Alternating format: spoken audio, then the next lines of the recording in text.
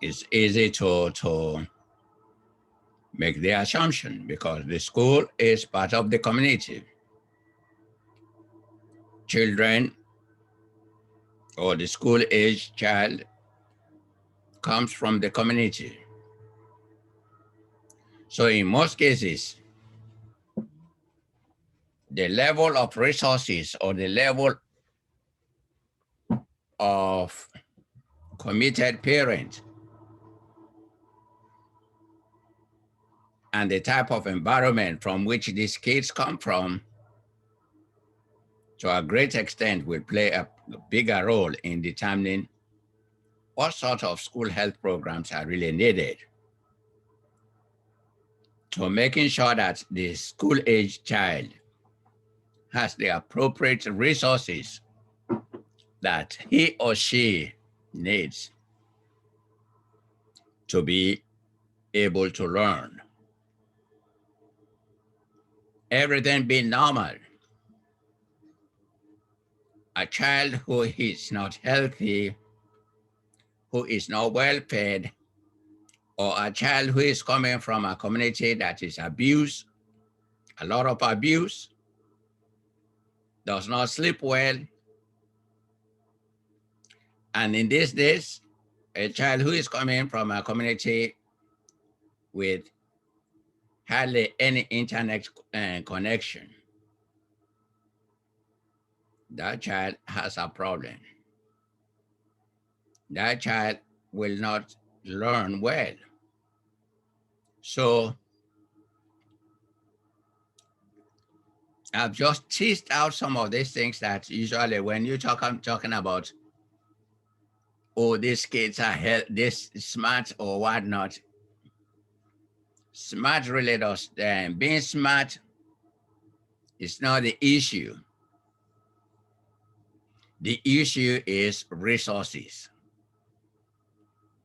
appropriate resources that addresses the need of the school age child, that is from K to 12. When those resources are not there, yeah, you will see some differences in terms of the ability of that child to learn.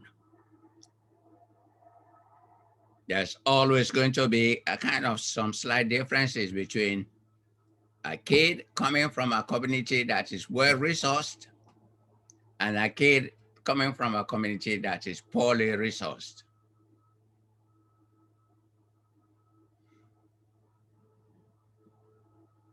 Now, here are some of the objectives. Now, at the end of the chapter, at least you should be able to describe some of these key things. Describe the whole school, the whole community, the whole child model. List the ideal members of a school health advisory council. Explain why a school health program is important. Define written school health policies and explain their importance to the school health program. Explain processes for developing and implementing school health policies. List the 10 components of the whole school, whole community, and whole child. Describe the role of the school health coordinator. Identify these services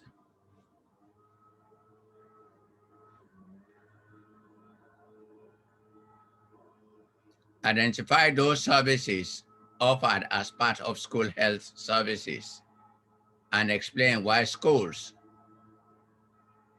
are logical places to offer short services. Explain what it meant by a healthy school environment and discuss the two major environments. Define school health education. Identify the 8 national health education standards. Explain how a health education specialist could locate credible health education curriculum. Identify and briefly explain 4 issues that are faced by school health advocates. See, there are a lot of things here that have been cited as objectives. Those things that if we are able to address any of this, it contributes to helping us achieving the main goal is the health of the school age child. Now here, when we're talking about health, we're also talking the physical, the emotional as well. The physical, the emotional, the spiritual, because you cannot take away the emotional aspect from a child coming from an abusive home, even though you don't see the scars clearly or the bruises. But psychologically, if that child is abused, that child will not be in a position to be able to learn effectively. So that's why it's very, very important when we say the school age child, and when we say we're going to develop programs for kids going to school, we should make sure that we address all those factors that one way or the other can affect the child from really being able to learn. Introduction. The school health program has great potential for affecting the health of the community.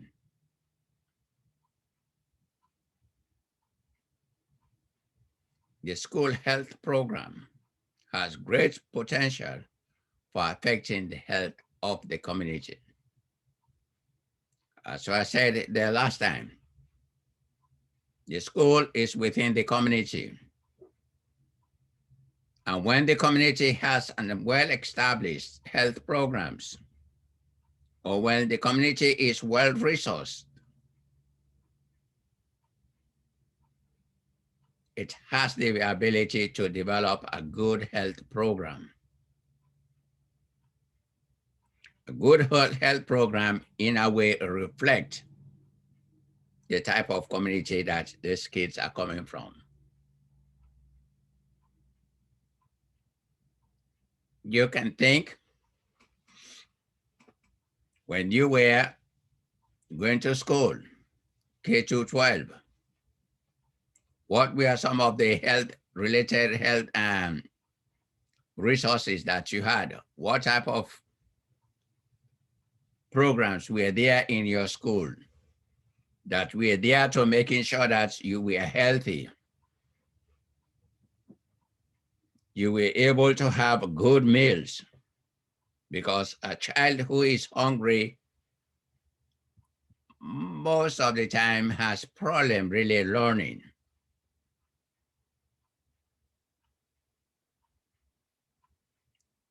So that's why, part of the food, the meal, school, the meal that is being served at school for certain kids who cannot afford it, that is part of the school health program.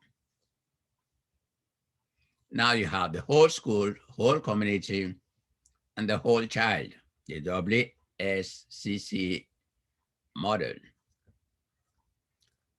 A model focused on addressing the educational and health needs of children within the context of the school setting.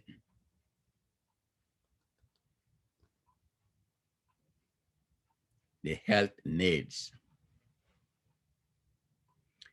Community strengths can boost the role of the school in addressing child health and learning needs, but can also be a reflection of areas of needs in the community. See, that was what I was saying. As children come from these communities, when there are needs, there's a level of poverty within the community. When there is a lot of pollution, where there is food desert, a lot of alcohol or drugs infested neighborhoods, a lot of violence. Those are communities that most of the time makes it difficult for the health of the child.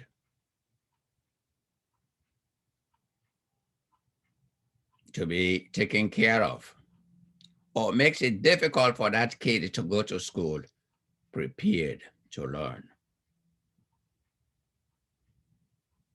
Because they can be in school in person, but they are thinking, okay, where am I going to get my food tonight? Who is going to come home tonight? What sort of fighting is going to take place? Am I going to lose a friend tonight? And now with COVID, am I going to lose my granddad, my grandmom, my aunt, my uncle? So these are all psychological issues that really affect the child emotionally. So they might be in class, in person, but their mind is not there because of those things happening outside the classroom. And that child will demonstrate poor learning skills. It's not because the child naturally is born stupid or slow. It's those other external factors that are pulling that kid down. If you provide the same resources, quality resources, healthy communities, you can see how great some of these students, these kids can perform. So these are some of the issues we are in America. You know, it's so easy for people to go for the penny-wise solutions and later on become pound foolish.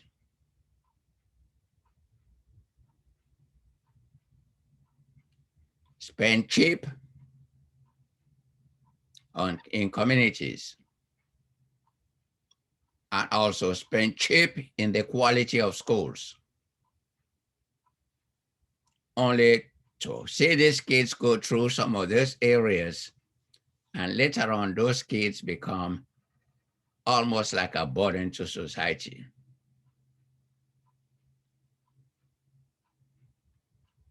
Why not spend enough as needed so that these kids can grow in a healthy environment, help parents, because the best teachers of children are parents. Work with parents so that they create that good learning environment for their kids so that they can go through the educational programs with success. And when they become successful, they become contributing members of society. They become the leaders, the doctors, the politicians, or whatever profession they decide to take, become the lead in those professions.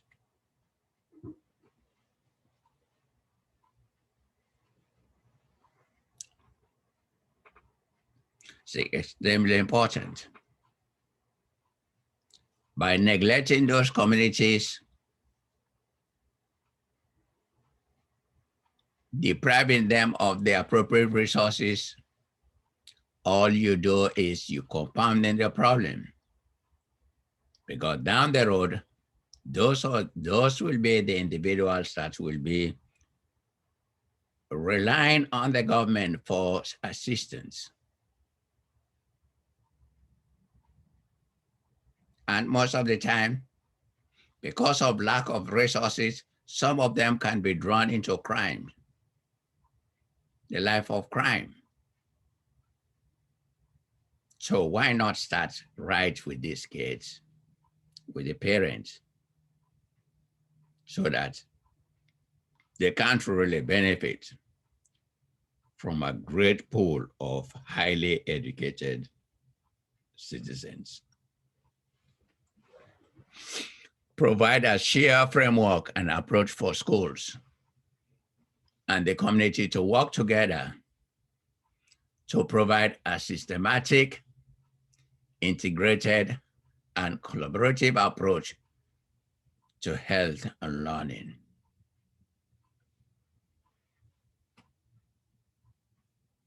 A school health advisory council.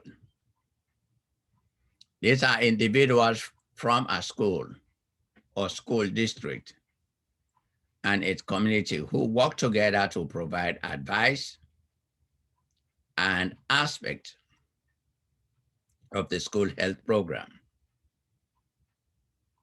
Now, usually, this should include diverse representation.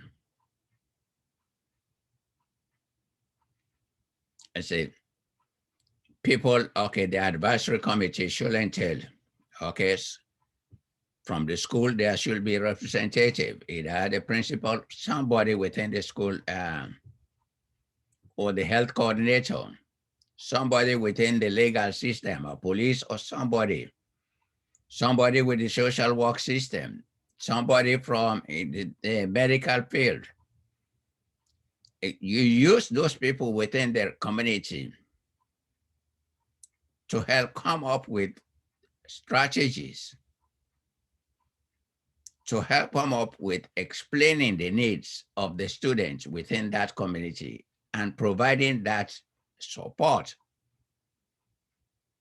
that those needs can be either provided by the community or the state or the federal government, because the advisory committee, one way or the other, if properly put together, can also become an advocate. They can be advocates for the needs of the students. So the primary role is to provide coordination of all the whole school, the whole community,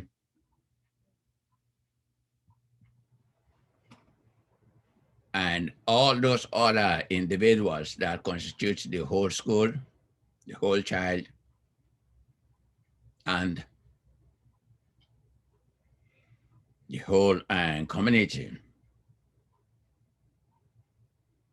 Now you start with one of the people that is very, very important when you talk of school health programs, the school nurse.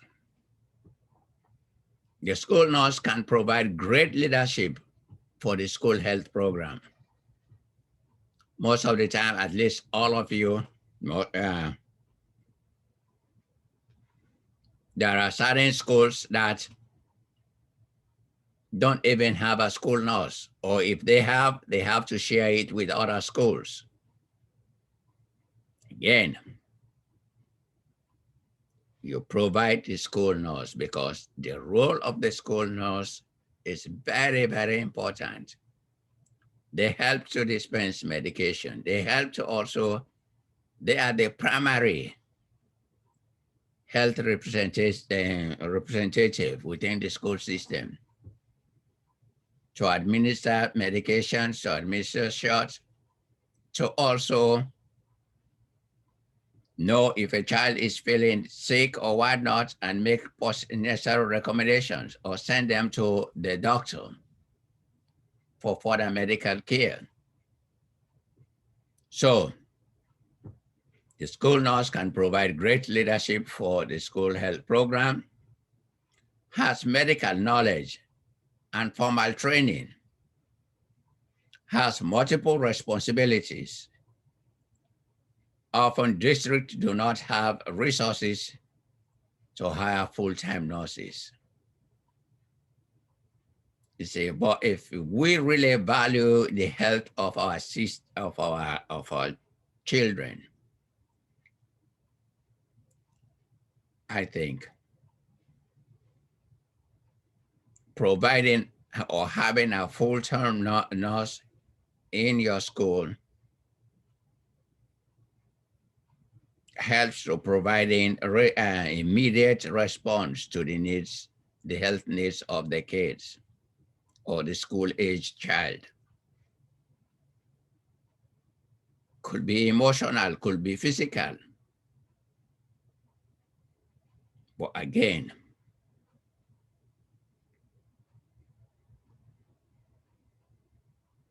I think here comes the need of priorities. What are the priorities of the communities? Do we put the priorities of our children's health top on the list or at the bottom of the list? Or are we willing to say, okay, some kids go to this school with inferior qualities or resources, and some kids go to this school with all the great resources.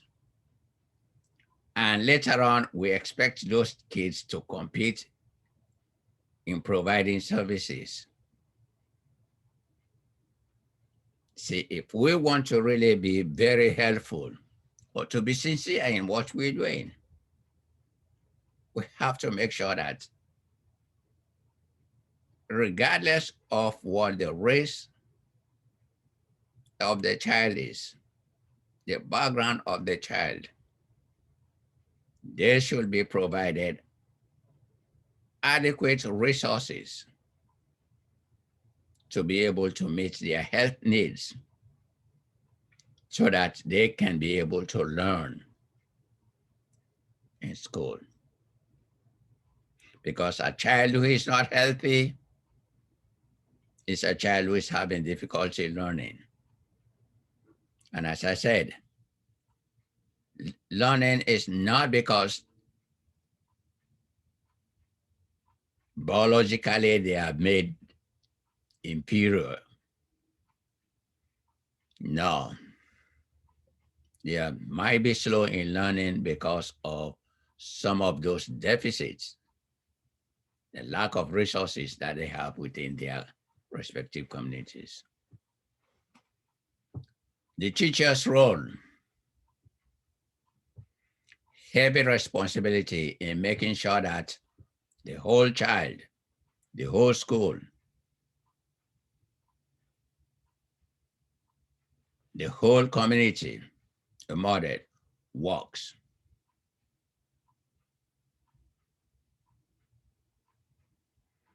This is very, very important.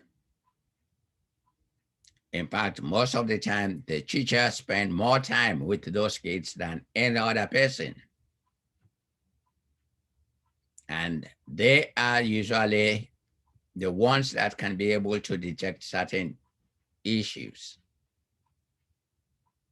And when those issues are detected, shared with the school nurse,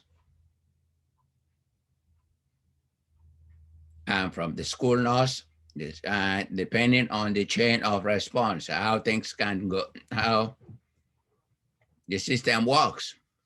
Say, for instance, a teacher comes to class finds out that, okay, Jane, one of our brightest students, jovial, first person to ask question, comes to class, sits down, quiet.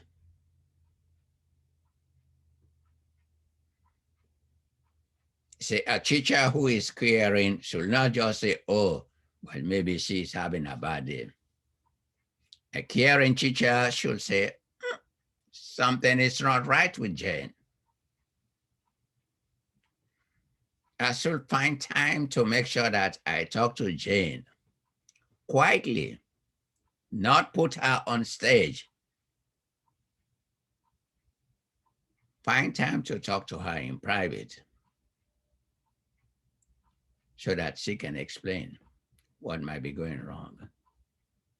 Because the teacher also, for the teacher to be very effective, he or she has to build trust with the student. Because some of the students are coming from places wherein they have been abused by grown-ups. And they might just say, oh, the teacher is no different, which should not be the case. The teacher should be, if at all things are going wrong, the teacher should be able to earn the trust of the student so that they can help find a way to resolve the situation. Or if they see bruises on the child,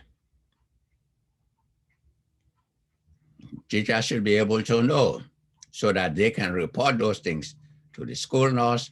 From the school nurse, you use some of the other things within this community to making sure that that child is protected from any form of abuse.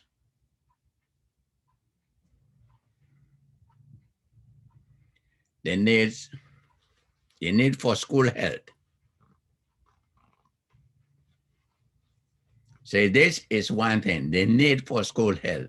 An unhealthy child has a difficult time learning. It's not matter of a white child or a black child, or here is unhealthy child, be it white, brown, pink. If the child is not healthy, that child will be having difficult time learning. So the community, the school, and all those stakeholders should all work together to making sure that a child who goes to school is healthy, so that you increase their chances of being able to learn. And when a child learns, they become productive citizens of society. Health and success in schools are interrelated. Health and success in schools are interrelated. Kids who are healthy, most of the time, are successful. Kids who are not healthy, most of the time, have difficulty succeeding. And most of the time here, when we're talking about health, we're not just talking about the physical. We're talking about the psychological, the emotional health of that child. See, most of the time, instead of spending so much time really cleaning the schools or creating great programs, it should go hand in hand. You clean the environment, you make the environment great so that school students can go to school with good health programs and return to good environment. Because most of the time what happens is the environment is ignored The homes are ignored. And you put all sorts of stuff in the school health program. To make it successful is the community also has to play a part. Parents have to play a part. Parents have to come to meetings, school meetings, so that they know some of the issues that the teachers are dealing with and some of the great things that the students are doing. At the same time, some of the challenges and some of the things which parents are dealing with that collectively they can be able to address using all the resources within the community. It should be a commitment from all politicians, the religious organizations, parents, social workers, educators, the legal system, all should work together in creating an environment that is healthy so that the student can learn. The foundations of the school health program.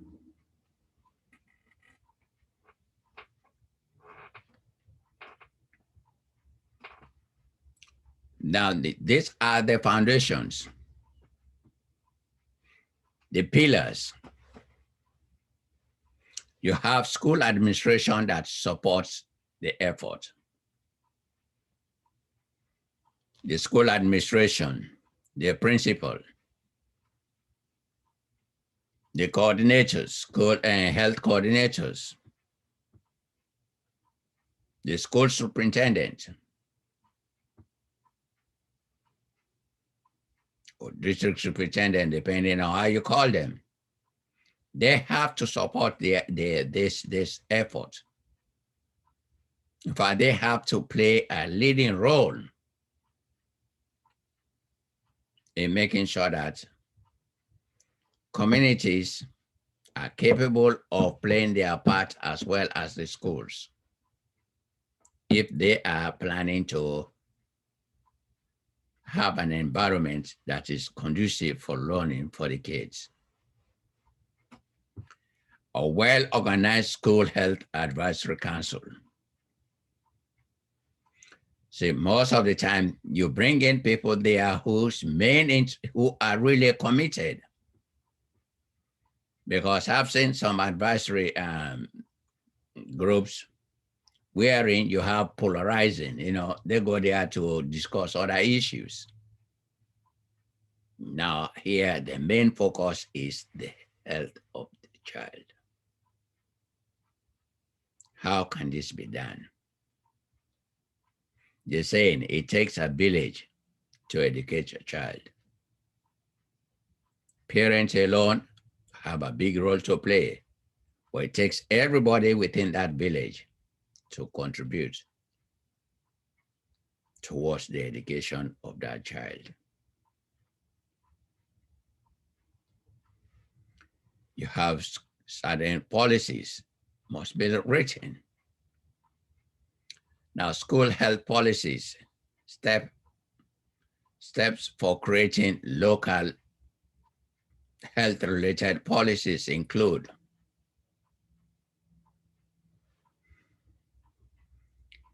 build a policy development team. People who know how to put together a policy. People who are really committed. They might not know some of the nuance, but first of all, they are really committed to addressing the issue. And they know what are the motivating factors that contribute to certain challenges, and how best can policy be developed to address some of those things. So because when policy is developed, It's a higher level. Now, there is a legal side of it that people that are responsible have to make sure that once it is once it's written down as a policy, now is the expectation of all the stakeholders to ensure that that policy is adhered to.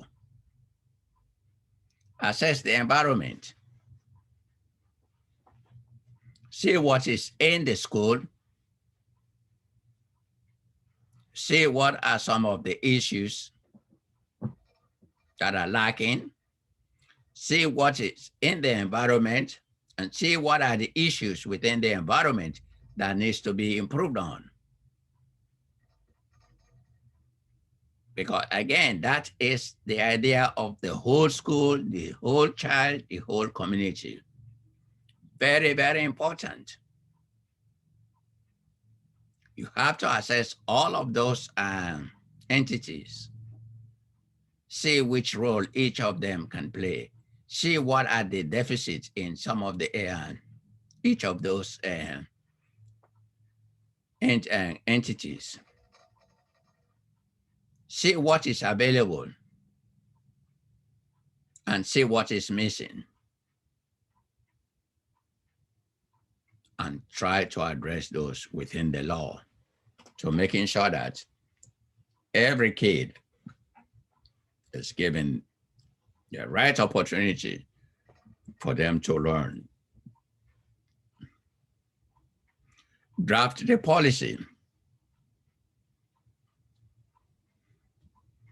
So same, for instance, this idea of providing meals for students. Again, they assess that we have some kids who do not have breakfast at home.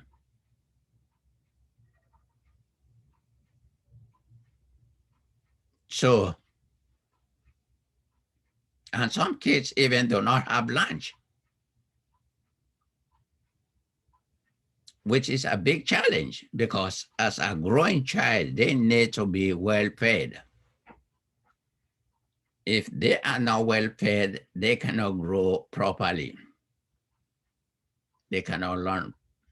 So that's why there is this idea of, from the federal government to the state government, to provide lunches for kids so that they can have good meals, so that their brains can grow properly, can learn. Because again, this is not wasted resources. You see, some people see it as, oh, providing lunch for those kids is just a way. No. Is when we spend money, we invest in the proper growth, proper education of our children. Those children grow up to be productive young men who pay back into society. Some will even pay 10 times more. So most of the time, looking at some of these issues as if, oh, well, this is we're just wasting money. Part of it, money is wasted when we go through this half-baked. We want to help, we don't want to help. Instead of really addressing the entire solution, you go halfway.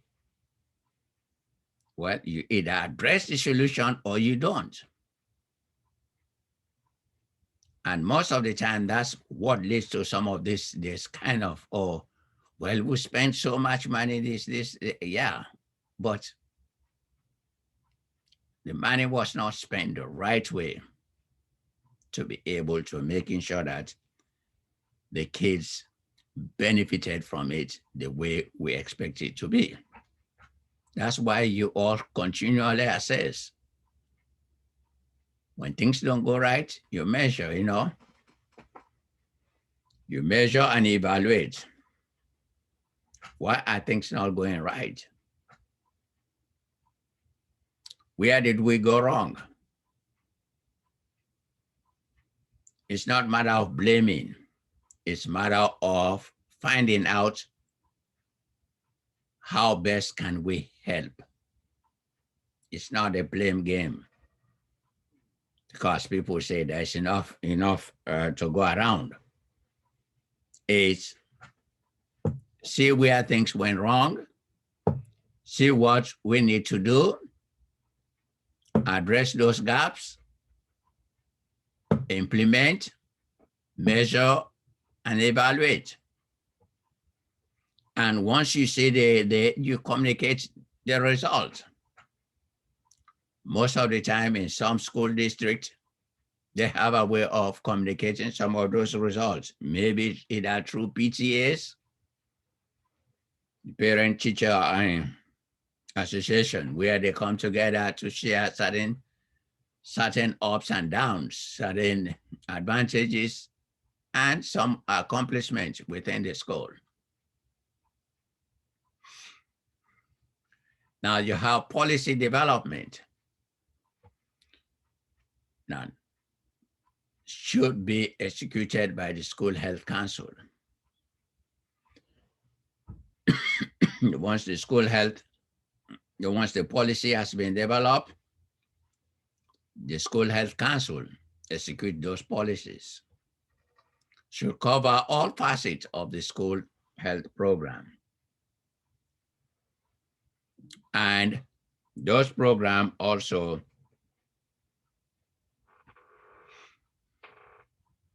should gain approval from key stakeholders like the superintendent, the principal, and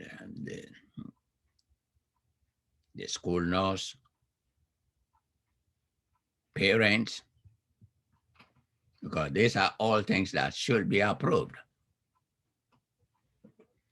Now, policy implementation. Policies only effective if implemented.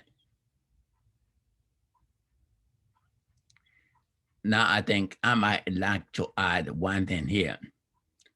Policies can only be effective if they are implemented the right way. Because there are certain times policies can be written and not properly implemented, not addressing the real issue that the policy was intended to address. And most of the time, these kind of things occur mainly in some poor schools, poor systems. It starts poor community.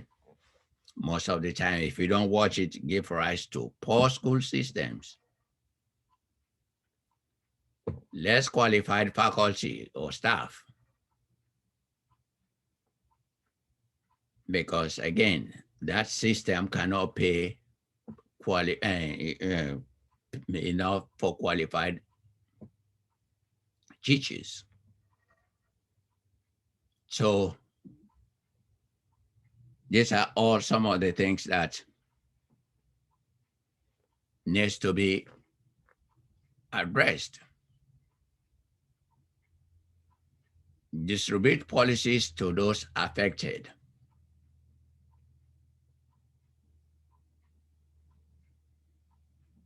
Okay, because most of the time the policies is for those that are affected. You have some school systems wherein some kids come from very good homes with well-resourced homes. Others come from poorly resourced homes. So most of the time when you say some of these policies, it's not for all, it's only for those that are affected. Distribute with a memorandum of explanation. Explain the policies, the expectations within the policies, and who is responsible for what. Because if you just throw down the policy and with no accountability, then most of the time nobody is really going to bother. So place in faculty, staff, and student handbooks. Make sure that they all know about the policy. You distribute it during the and in a way communicating whatever the memorandum is. That should be placed in the faculty, shared with the faculty, shared with the staff, and also student handbooks. Present them at group meetings. Whenever you have this group meetings, hold a special meeting for explaining policies. See, because one thing about policies, there are certain language that is used in writing policies that it's not everybody that can easily just pick up a book or say the student handbook and really understand what it means. Some of it has some legal or legalese, legal language that needs to be explained so that people can really understand. And one thing about explaining, there's also an advantage. At the end, you can hold people accountable. You can't say, oh, I never knew that this was. No. We discussed this in meetings. This was clearly explained. So now you are responsible to making sure that those policies are implemented. Place them in the school district news letter so that everybody knows about this, about the policies. Now, at times, here are policy development resources. These are resource material that can be used. Some of these are developed by either CDC, which gives rise to which also helps schools to come up with some with very effective policies that have been developed. Some of them that have been shown to be best practices. Say you can tweak them to meet your own special situation, but yeah, the Centers of Disease Control Program.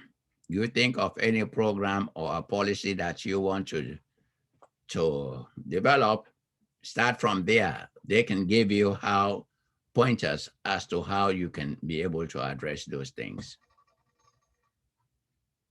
So you have the Action for Healthy Kids and the School Health Index via CDC. Okay, stop here for today and read the text and talk to you later.